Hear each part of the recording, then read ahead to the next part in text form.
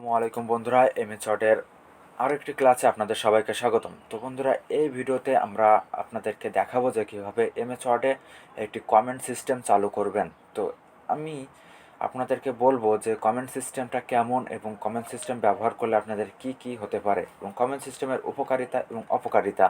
তো বন্ধুরা, কমেন্ট সিস্টেমটি চালু করার জন্য আপনাদেরকে প্রথমে এখান থেকে যে মেনু বার দেখছেন, মেনু বার থেকে আপনাদেরকে মেইলিংসে যেতে হবে, মেইলিংসে না, আপনাদেরকে রিভিউতে যেতে হবে।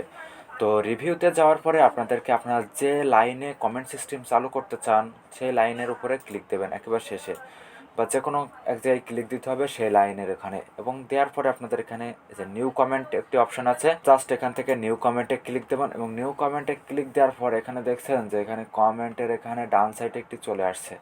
তো এখানে আপনি লিখতে পারেন যে এটা হচ্ছে কলাম ওয়ান, জাস্ট আমি এখানে কলাম ওয়ান দিলাম এটা, এবং কলাম ওয়ান দেওয়ার পরে আপনি এখান থেকে এই যে আবার দ্বিতীয় নম্বরে এসে আপনি আরেকটি এখানে কমেন্ট চালু করতে পারেন, এই যে প্রিভিয়াস আবার নেক্সট।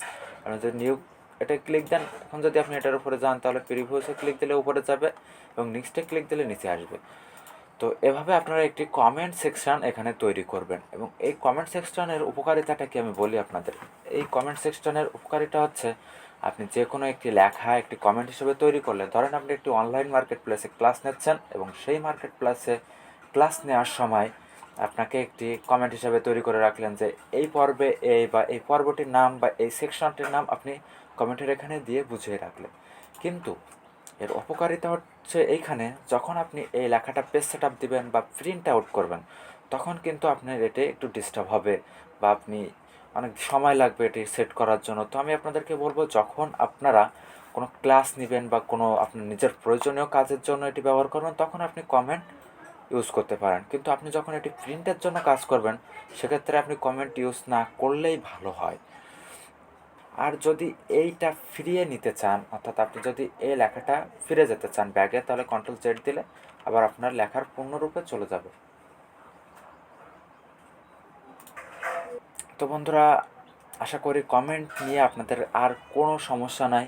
আর কোনো যদি সমস্যা থেকে থাকে তাহলে কমেন্ট করবেন আর ভিডিওটি একটি লাইক দিবেন। আর আপনাদের বন্ধুদের সাথে তো শেয়ার করতে ভুলবেন না, আর আমাদের চ্যানেল তো সাবস্ক্রাইব মাস্ট। সবাই ভালো থাকবেন, সুস্থ থাকবেন, দেখা হবে পরবর্তীতে ভিডিওতে। Thank you viewers.